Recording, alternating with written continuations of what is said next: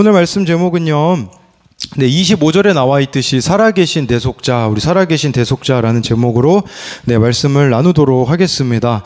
욥이요, 고난이 지속되면 지속될수록요, 소망이 끊어지는 것을 우리는 계속해서 욥기를 보면서 확인할 수 있습니다. 그런데 참 아이러니하게도요, 소망이 끊어지면 끊어질수록 하나님에 대한 이해가 깊어지기 시작한다라는 사실이에요. 그래서 욥이요, 하나님을 중보자라고 고백을 하기도 하고요, 담보물이 되어달라고도 고백을 하고요, 오늘 말씀에는 대속자가 되어달라라고까지 고백을 하는 것은 세상 소망이 우리들에게 끊어지는 순간이 하나님을 더 깊이 알아갈 수 있는 기회라는 것을 아셔야 합니다.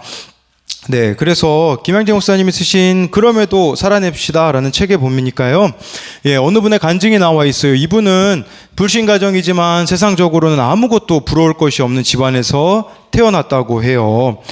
그래서 근데 이제 문제는 가족 중에 기독교인들이 있었는데 아버지 형제분들이 독실한 기독교 집안이었는데, 근데 아버지랑 사업 문제로 싸우는 걸 보니까 이런 생각이 들었다고 해요. 기독교인은 가장 믿을 수 없고 위선적인 인간이라는 고정관념이 심어졌고요, 키가 작다는 자신의 열등감으로 실력과 공부 외에 내 인생에 구원은 없다라는 이런 신념을 갖게 되었다고 합니다. 그러다가 이제 고난을 만나게 되어져요. 1997년 당시 서울대 의대 레지던트였던 여동생이 칼기 괌 추락사고로 하루아침에 죽고 말아요. 그 일로 세상은 허무하고 어차피 혼자 사는 것이니 쾌락, 자기 만족이 전부다라고 생각을 했다고 합니다. 그러다가 이제 또 사업을 시작하게 되어지고 세상 성공도 점차 허물어지게 되었고요, 그 가운데 엄청난 자금 압박을 받게 되었다고 합니다. 이런 상황에 저의 외도를 아내가 알게 되었고 결국 사업과 가정을 모두 잃을 지경에 이르렀다라고 합니다. 그러면서 저의 유능하고 똑똑한 머리로는 아무것도 할 수 없었습니다. 수많은 사람들을 만나보았지만 저의 어려움을 해결해 줄 사람이 없었다고 해요. 그러다 아내의 간절한 부탁으로 목장 예배에 참석하면서부터 중독과 집착을 끊게 되어지고 마지막엔 이런 고백을 합니다. 세상적으로 가장 좋았던 시절이 사실은 구원에서 가장 멀어졌던 시기이고 결국 그것 때문에 세상적으로 가장 어려웠으나 구원에는 가장 가까워지고 있는 역설이 바로 하나님의 심판과 사랑이라고 믿습니다 라고 말하고 있더라고요. 세상적으로 가장 좋았던 시절은 구원에서 가장 멀어졌던 시기라고 하잖아요. 근데 역설적으로 세상에서 반대로 가장 어려웠을 때가 구원에 가까워지고 있다라는 것이에요. 내가 세상의 끈을 포기하게 되는 것만큼 구원자 되시는 예수님을 붙잡게 되기 때문이라고 할 수가 있습니다. 오늘 말씀에 나오는 욥은요, 어제 그 빌닷에 의하면 욥은 지옥을 누리는 현실이기 때문에 너는 악인이다 라고 빌닷이 단정 지었지만 놀랍게도요, 고난의 시간이 지나갈수록 하나님에 대한 고백이 달라지고 있다라는 것이에요. 욥이 점점 하나님에 대해서 깊이 알아가게 되는데 오늘 말씀에 대속자라는 그 고백을 하게 되어지는데, 저와 여러분들이 정말 하나님을 우리의 대속자로 믿고 살아간다면 어떻게 살아가야 될지 우리 같이 나누겠습니다. 첫 번째로요, 살아계신 대속자를 믿는 사람은 사람을 구원의 대상으로 여깁니다. 13절부터 19절 말씀을 같이 읽어보도록 하겠습니다. 시작. 나의 형제들이 나를 멀리 떠나게 하시니 나를 아는 모든 사람이 내게 낯선 사람이 되었구나. 내 친척은 나를 버렸으며 가까운 친지들은 나를 잊었구나. 내 집에 머물러 사는 자와 내 여종들은 나를 낯선 사람으로 여기니 내가 그들 앞에서 타국 사람이 되었구나. 내가 내 종을 불러도 대답하지 아니하니 내 입으로 그에게 간청하여야 하겠구나. 내 아내도 내 숨결을 싫어하며 내 허리의 자식들도 나를 가련하게 여기는구나. 어린아이들까지도 나를 업신 여기고 내가 일어나면 나를 조롱하는구나. 나의 가까운 친구들이 나를 미워하며 내가 사랑하는 사람들이 돌이켜 나의 원수가 되었구나. 이 말씀에 보면요, 욥이 사랑했던 5종류의 사람들이 보면 나와 있어요. 먼저 13절 14절을 보면요, 욥의 형제들과 친척들이 나를 떠났다라고 말해주고 있어요. 고난 전에는 함께했던 사람들, 어떻게 보면 사랑을 주고받았던 그 사람들 중에 형제와 친척들이 떠났다라고 이렇게 말해주고 있어요. 예, 5종류인데요. 둘째는요, 15절, 16절에 보니까 이제는 종들이, 욥의 종들이 욥을 업신여기는 거예요. 욥이 주인이잖아요. 그럼 당연히 주인 말을 잘 들어야 되는데, 예, 주인을요 무시하기 시작해요. 그래서 16절에 보니까요, 종을 불러도요 대답을 안 하니까 욥이요 자기 종인데 이렇게 말해야 돼요. 제발 제 부탁 좀 들어주세요. 아니 이게 말이 안 되는 거잖아요. 그러니까 지금 욥이 고난당한 걸 보고서는 사람들이 무시하기 시작했다라는 거죠. 어느 정도까지 됐냐면요, 17절에요 아내도요, 네, 셋째가 세 번째로 욥을 지금 거리두기 한 사람이 욥의 아내거든요. 욥의 아내가 욥의 숨결을 싫어했다라고 말해주고 있어요. 왜 그랬을까요? 욥이 심한 질병에 걸렸잖아요. 욥의 그 호흡에서 나는 악취로 네, 욥을 피했다고 네, 말해주고 있습니다. 그러니까 이 악취가 나니까 이제 욥을 가까이 하고 싶지 않은 거라고 볼 수가 있어요. 저희 집에도 악취가 나는 애가 한 명 있거든요. 이게 아침에 일어나면 네, 입냄새 공격을 하는 애가 한 명이 네, 있습니다. 네, 첫째라고 말은 못 하겠고요. 그러니까 이 지금 네, 욥이 지금 네, 이렇게 악취로 인하여서 아내가 피하고 있고요. 넷째로는요, 우리 18절 말씀에 보면요, 어린 아이들까지도 나를 업신여기고 예, 나를 조롱한다라고 하고 있어요. 아이들은 사회에서 가장 연약하고 순수하지만 가장 잔인한 계층이라고 볼 수 있어요. 왜 그럴까요? 아이들은요 필터 없이 이야기합니다. 그냥 보여지는 대로 이야기하기 때문에 이 말이 사실 좀 잔인한 말이 네, 될 수가 있는 거죠. 사람이 장애를 지녔거나 조금이라도 놀림거리를 지니고 있으면 가차없이 놀려대는 무리가 어린아이들이기 때문이라는 거예요. 이 어린아이들까지도 욥을 조롱한다라는 것은 무슨 말이겠습니까? 사회적으로 아무도 욥을 인정해주는 사람이 없다라는 것을 말해주는 거예요. 욥은요 동방에서 가장 유명한 자였었는데 지금 그 사회에서 가장 낮은 계층이라고 할 수 있는 어린아이들까지도 욥을 조롱하고 있고요. 19절의 5번째로는요, 가까운 친구들입니다.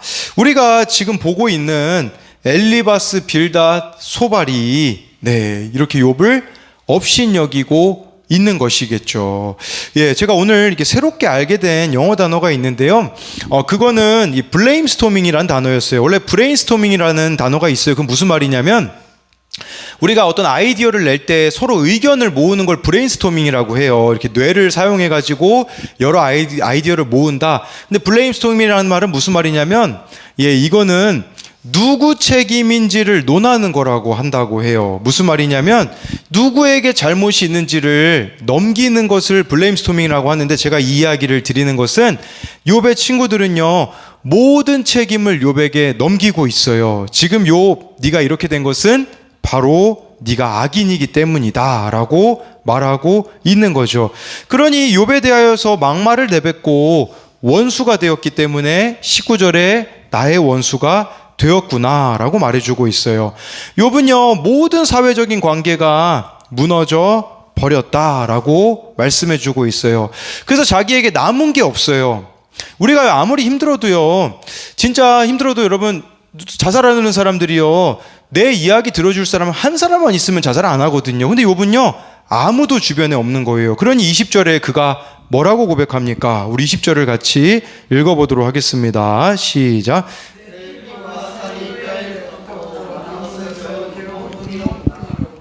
네, 주변 모든 사람으로부터 소외되고 고립된 욥에게 남아있는 것은 병으로 인해 쇠약해진 육체밖에 없다라는 것이에요. 잇몸만이, 뼈에 붙은 이 피부와 살, 잇몸만이 자기를 떠나지 못하고 남아있다고 말하는 것이에요. 사람은 아무도 안 남아있고 지금 나에게 남아있는 것은 이런 참 질병들밖에 없구나라고 말하고 있는 거죠. 그렇다면요, 욥 주변 사람들이 왜 욥을 떠났을까요? 그 이유는요, 욥을 통해 떨어질 떡고물 같은 것이 없기 때문이에요. 고난당하기 전엔 욥이 가지고 있는 게 얼마나 많습니까? 그러다 보니까 저 사람에게 빌붙으면 얻을 게 많이 있는데 지금은 모든 것이 다 사라져버리자 아무도 그를 아는 척하지 않는 모습, 이 시대의 모습하고도 좀 흡사하다라는 생각이 들더라고요. 내가 뭔가 유명하고 잘 나가고 그러면요 얼마나 사람들이 달라붙습니까? 그러나 내가 진짜 필요로 할 때는 연락할 사람이 없는 그 모습이라고도 볼 수가 있는 것이겠죠. 여러분, 이걸 통해서 욥은 무엇을 깨닫게 되었을까요? 그것은 뭐냐면 사람은 믿음의 대상이 아니라 구원의 대상이자 사랑의 대상이라는 것을 깨달았다라는 것이죠. 그래서 이것에 대한 적용 질문도요. 사람들로부터 외면을 당하고 있습니까? 아니면 내가 외면하고 싶은 사람이 있습니까? 그 사람조차도 나의 구원을 위해 허락된 사람임을 믿습니까? 우리는 좀 그런 생각을 해요. 차라리 내가 이 사람을 안 만났으면 좋겠다라고 말하지만 하나님이 이런 사람들을 나의 구원을 위해 허락하셨다라는 것을 믿어야 한다라는 거예요. 지금 이 욥에 대하여서 다 등 돌리고 있는 그 5종류의 사람들 있지 않습니까? 나중에 회복되었을 때요, 다 다시 돌아오게 되어지거든요.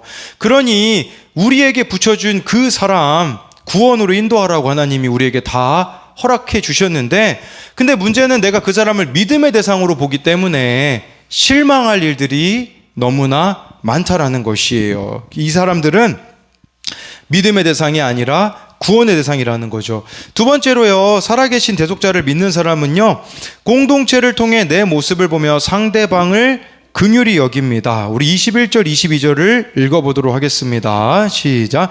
나의 친구야, 너희는 나를 불쌍히 여겨다오. 하나님의 손이 나를 치셨구나. 너희가 어찌하여 하나님처럼 나를 박해하느냐? 내 살로도 부족하냐? 네, 욥이요, 그래도 많이 의지했던 대상들이 있어요. 누구냐면 욥의 친구들이다라고 할 수 있겠죠. 그러니 나의 친구야, 너희는 나를 불쌍히 여겨다오를 2번이나 이야기해요. 너희는 나를 불쌍히 여겨다오, 나를 불쌍히 여겨다오라고 말하는 것은요, 긍휼히 여겨달라는 거예요. 즉 하나님의 눈으로 나를 바라봐 달라는 것을 말해주고 있어요. 너희가 어찌하여 하나님처럼 나를 박해하느냐? 이미 나도 하나님으로 인하여서 고난받는 게 너무 힘든데 너희들까지도 나를 힘들게 하느냐라고 말해주고 있어요. 여러분, 고난당하는 사람은요, 따로 말해주지 않아도요, 충분히 여러 가지 생각들을 할 수밖에 없어요. 지금 욥의 친구들이 욥을 향하여서 하는 말들 다 욥이 머릿속으로 생각 안 해봤을까요? 아니에요. 여러분, 고난 있으면요 별 생각이 다 나요. 우리 과거를 막 되새김질하게 되어지고요, 이것 때문이 아닌가 저것 때문이 아닌가 별 생각을 다 하거든요. 이미 하나님이 나를 힘들게 하기 때문에 너희들 나를 그만 힘들게 하라는 거예요. 내 살로도 부족하냐라고 말하는 것은요, 이게 관용어라고 하더라고요. 어떤 사람을 조각내어 먹다라는 뜻이에요. 나를 그만 조각내서 먹어라, 이런 뜻이에요. 그러니까 그만 비방하고 고소하지 마라 달라는 것이에요. 여러분, 이런 친구들 필요할까요? 안 필요할까요? 우리 생각에는 참 필요 없는 친구들로 보이죠. 근데 이런 친구들이 필요 없는 친구들이었다면 욥기에 기록되지 않았을 거예요. 이렇게 길게 3번이나 3바퀴 돌잖아요, 여러분. 이 욥기 묵상한 여러분들도 힘들고 저도 힘들고 친구들도 힘들잖아요. 3번이나 이야기를 하잖아요. 근데 그것을 하나님이 왜 기록하게 하셨을까요? 그걸 통해, 이 세 친구를 통해 욥에게 자기 모습을 보라는 거예요. 욥의 이전 모습이 누구의 모습일까요? 욥의 친구들하고 똑같은 거예요. 여러분, 끼리끼리 논다라는 말이 있지 않습니까? 고난당하기 이전에 욥의 모습은 새 친구와 별반 다를 바가 없었다라는 것이에요. 그 친구들의 말을 받아내면서 욥은 이제 생각하게 되어지는 것이죠. 아, 저 모습이 내 모습이었구나 라는 것을 발견하라는 것이에요. 욥도 고난이 없었다면요, 그런 식으로 다른 사람들을 대했을 거라는 것이에요. 여러분, 그렇게 우리에게 공동체가 허락된 것이죠. 공동체 가운데 참 잘 따라오는 사람들만 있으면 얼마나 좋겠으며 좋은 말만 해주는 사람이 있으면 얼마나 좋을까요? 그러나 욥의 친구들처럼 우리들을 찌르는 사람이 존재합니다. 제가 좀 별명을 붙여봤어요. 엘리바스는요, 제가 보니까 좀 꼰대 같아요. 예, 말하는 게 보니까 내가 나이가 제일 많으니까 너 무조건 내 말 들어야 돼. 아직 소발은 이제 주일날 큐티이기 때문에 소발은 아직 두 번째까지 잘 모르겠고요. 빌닷은 제가 보니까 좀 빌런이라고 해가지고요. 네, 좀 우리 이 빌런이라는 게 악역 이런 역할이라는 뜻이 있는데요. 예, 우리 교회 공동체에도 마찬가지인 것 같아요. 참 이렇게 엘리바스처럼 꼰대로 가르치려고만 하는 사람들도 교회 공동체에 존재하고, 또 빌런처럼 나를 힘들게 하는 사람이 존재한다라는 것이죠. 그 사람들을 통해 하나님께서 허락하신 것은 내 모습을 보라고 하는 거예요. 그들을 통해 내 모습을 보게 되어지면 어떻게 될까요? 제가 수요일 날 또 말씀드렸잖아요. 말씀 양육 받으시는 분들이 자녀들을 보면서 저 자녀들 때 내가 더 악했다라는 고백을 했다고 하잖아요. 그 고백이 되어지면 어떻게 보일까요? 자녀들이 긍휼히 여겨질 거예요. 그 사람들을 통해서, 욥의 친구들을 통해서 욥이 자기 모습을 보게 되어지면 어떻게 될까요? 저는 이 21절의 고백이 반대로 되어질 거라고 생각을 해요. 바로 다른 사람을 불쌍히 여기게 됩니다. 제가 자주 하는 말이 있어요. 그건 뭐냐면, 내가 싫어하는 사람이 불쌍해 보이면 게임 끝이라는 말을 해요. 여러분, 우리가 정말 내가 싫어하는 사람이 어느 순간 갑자기 불쌍해 보이잖아요. 그러면 그걸로 이제는 끝입니다. 그렇기 때문에 우리 교회 공동체에도 다양한 사람들이 존재하는데, 그 가운데서 우리들이 모여서 함께 해야 되는 것이 뭘까요? 바로 다른 이들을 긍휼히 여기는 자가 되어줘야 한다라는 것이에요. 그런데 많은 사람들이 긍휼히 여기기보다는요, 이 욥기 19장 마지막 절 부분에, 두 부분에 보면 이제 그런 내용들이 나와 있거든요. 제가 이 PPT로는 안 가져왔는데 28절 29절에 보니까요, 29절에 너희는 칼을 두려워할지니라 분노는 칼의 형벌을 부르나니 너희가 심판장이 있는 줄 알게 될지라 라고 이렇게 말해주고 있어요. 많은 사람들이요, 긍휼히 여기는데 에너지를 쓰기보다 심판자가 되는데 에너지를 쓰는 거예요. 그러다 보니까 내 마음에 들지 않는 사람을 정죄하고 판단하는데 에너지를 쓴다라는 거죠. 그 마지막 절은 욥의 친구들을 향해서 욥이 한 말이라고 볼 수 있거든요. 우리는 어떻게 하면 이 사람을 불쌍히 여길까를 고민해야지, 내가 심판자가 되어서 판단해서는 안 된다라는 사실이에요. 이러한 고민들이 우리들 가운데 있었으면 좋겠어요. 어떻게 하면 살릴 수 있지? 어떻게 하면 긍휼히 여길 수 있지?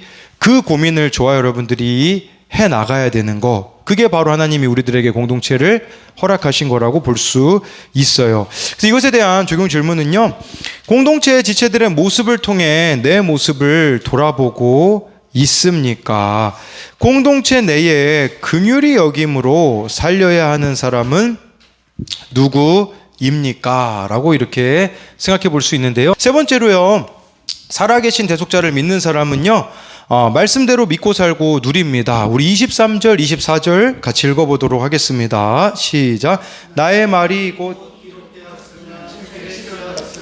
철필과 납으로 영원히 돌에 새겨졌으면 좋겠노라. 전 이 말씀이 그냥 소름이다 라는 생각이 들더라고요. 왜냐면요, 지금 내가 하고 있는 말이 말로 안 끝나고 기록으로 남았으면 얼마나 좋을까. 그래서요, 철필, 납으로 영원히 돌에 새겨졌으면 좋겠다고, 이게 하나도 빠짐없이 다 기록되었으면 좋겠다라고 하잖아요. 그런데 어떻게 되죠? 기록이 되어서 우리가 지금 수천 년이 지났는데 읽고 있잖아요. 이건 뭘 말해주는 거겠습니까? 말씀대로 살아간 삶은 영원히 남는다라는 것을 우리들에게 보여주고 있는 것이에요. 말씀대로 살아남았던 그 욥기, 이 욥의 삶을 통해 지금도 얼마나 많은 사람들이 위로받고 있습니까? 고난 받을 때 다들 뭐 읽으라고 하나요? 욥기 읽으라고 하지 않습니까? 그가 말씀대로 살아낸 삶이 얼마나 많은 사람들을 살려냈는지 몰라요. 그런데 이와 비슷한 말씀이 한 군데 더 있더라고요. 어디에 있냐면요, 예레미야 17장 1절이거든요. 우리 같이 읽어볼게요. 시작. 유다의 죄는 금강석 끝 철필로 기록되되 그들의 마음판과 그들의 제단불에 새겨 적거늘. 네, 유다 백성들의 죄가요, 금강석에다가 철필로 다 기록이 되어져 있다라는 것은, 아까 이 욥의 입장에서는 말씀대로 살아가는 것만 영원히 남는다라는 것을 말한다면, 여기서 말씀이 의미하는 것은 뭐냐면요, 우리가 말씀을 통해서 나의 죄를 봐야 된다라는 것이에요. 저와 여러분들이요, 나중에 하나님 앞에 다 선악간의 판단을 받을 것인데요, 우리가 그런 생각을 하잖아요. 내가 왜 죄인이야? 라는 생각이 들잖아요. 그래서 어느 전도사님도요, 어린 시절에 그게 싫었대요. 나 그렇게 죄 짓는 거 별로 없는 것 같은데, 자기가 생각하기에는요, 죄를 딱 두 가지 정도 지었던 것 같대요. 하나는 무단횡단하는 거, 하나는 길거리에 쓰레기 버리는 것밖에 생각이 안 났대요. 그러니까 이렇게 해석이 되었대요. 아니, 무슨 무단횡단했다고 쓰레기 길거리에 버렸다고 사람을 지옥에 보내지? 라는 생각을 했다고 해요. 자기가 생각하기엔 자기 죄가 많지 않아 보였기 때문이죠. 그런데요, 그분이 그런 얘기를 하시더라고요. 죄라는 것은 선악과 따먹어서 죄인이라고 이야기하더라고요. 선악과를 따먹는 것은 하나님과 같이 되는 것을 의미하거든요. 그러니 하나님과 같이 된다라는 것은 무슨 말이냐면, 자신이 자신의 인생의 주인이 되어서 살아가는 상태가 죄인이라는 것을 말해주는 것이에요. 여러분들이 여러분 인생의 주인이 되어서 산다라는 것은 뭘 말하는 걸까요? 모든 것이 말씀보다 앞서는 거예요. 그러니까요, 말씀보다 앞서서 그 무엇인가를 두고 살아간다면 그게 바로 여러분들의 주인인 것이죠. 감정이 중요한 사람은요, 감정이 말씀보다 앞서게 되어져요. 이게 자기의 인생의 주인이 되어 살아가는 거고요. 자기 열심과 경험이 말씀보다 앞서서 살아가는 거, 그것도 우리가 인생의 주인이 되어서 살아간다라는 거죠. 그렇게 우리가 선악과를 따먹지 않으려면요, 우리에게 필요한 것은 매일 말씀 앞에 서는 것이에요. 그렇게 말씀 앞에 내 자신을 비추고 회개하며 좁은 문 좁은 길로 가는 자들은요, 이런 고백을 하게 될 겁니다. 우리 25절 26절을 읽어보도록 하겠습니다. 시작. 내가 알기에는 나의 대속자가 살아계시니 마침내 내 가죽이 벗김을 당한 뒤에도 내가 육체 밖에서 하나님을 보리라.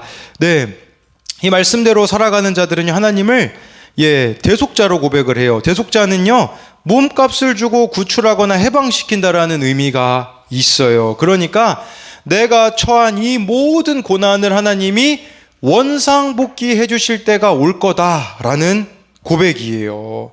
반드시 자신을 구원해 주실 것이라고 믿는 거죠. 우리들에겐 이런 의미가 될 수 있어요. 여러분, 어떤 고난이 있으십니까?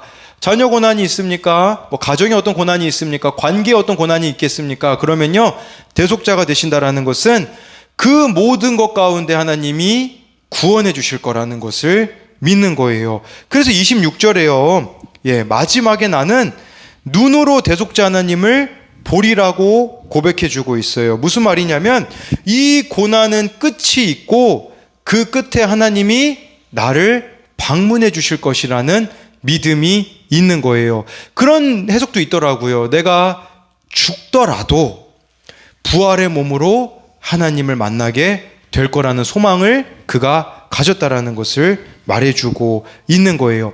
저와 여러분들이요, 대속자로 하나님을 고백한다라는 것은 무슨 말일까요? 사실 말씀대로 살면요, 우리 손해볼 일 진짜 많거든요. 이렇게까지 해야 돼 라는 생각도 들 거고요. 그러나 기억해야 되는 것은 그 끝에서 주님이 나를 책임져 주실 거라는 사실이에요. 여러분, 룻기에 나오는 나오미와 룻도 그러지 않습니까? 모압에서요, 이 나오미가 남편 잃죠, 두 아들 잃죠, 며느리 둘밖에 안 남았는데, 아니 이 며느리들도 다 이방인이잖아요. 모압 여자들이잖아요. 나오미 혼자 과부가 되어서 베들레헴으로 돌아가는 것도 수치스러운데, 이 모압 여인 룻을 데리고 베들레헴 간다라는 거 자살행위가 아니겠습니까? 그리고요, 누가 이 이방 여인 룻하고 결혼하겠습니까? 왜냐면요, 여러분, 유대인들은요, 그런 말씀이 있거든요. 모압 사람은 총회에 들어오지 못한다라는 말씀이 있어요. 모압 사람은 절대로 유대인들 이 그룹에 이스라엘 그룹에 들어올 수 없다라는 말이 있거든요. 그러니 당연히 유대인들이 이 모압 여자인 룻을 볼 때에 절대 결혼할 사람이 한 명도 없을 거라고 나오미가 생각 안 하겠느냐라는 거죠. 그런데 나오미가 어떻게 해요? 말씀을 따라 베들레헴으로 가잖아요. 수치당하지만 베들레헴으로 그 룻을 데리고 갔을 때 어떻게 되어집니까? 버림당했습니까? 굶어 죽었습니까? 대속자, 그 고엘인 보아스를 준비해 놓잖아요. 여러분, 우리가 말씀대로 살아가면 현실만 보고 일시적으로 생각했을 때는 손해보는 것 같아요. 그런데 모든 것을 하나님이 완벽히 준비해 놓으셨다라는 것을 믿으셔야 돼요. 여러분, 보아스는요, 룻을 보아도 차별할 수가 없어요. 왜 그랬을까요? 이 보아스네 집이요, 돈이 많았거든요. 돈 많았는데 보아스 나이가 먹어도 결혼을 못해요. 왜 못하냐? 엄마가 라합이거든요. 엄마가 기생 라합이거든요. 엄마가 이방인이거든요. 물론 믿음의 사람이라고 볼 수 있겠죠. 그런데 그 안에 얼마나 편견 같은 것들이 있으면 보아스가 결혼을 못했느냐라는 거죠. 그랬는데 정말 이 베들레헴으로 돌아왔을 때 룻을 만나게 되어지고 하나님의 완벽한 세팅이었다라는 것을 고백하게 되어진다라는 것이에요. 우리도 이런 믿음이 좀 있었으면 좋겠어요. 지금 내가 보기에는 너무 그냥 암담해 보여요, 현실이. 야, 이렇게 살아가는 게 맞나라는 그런 고민이 들기도 하고요. 그런데요, 저와 여러분들이 믿음이 있으셨으면 좋겠어요. 그 믿음은 뭐냐면 나의 대속자가 살아 계시니라는 것이에요. 이 모든 일들에 대해서 하나님이 책임져 주실 것이라는 그 믿음이 저와 여러분들에게 있어야 된다라는 것이에요. 또 하나님이 반드시 우리를 찾아오실 것이라는 것을 기억해야 되는 것이죠. 우리 27절을 계속해서 읽어보도록 하겠습니다. 시작. 내가 그를 보리니 내 눈으로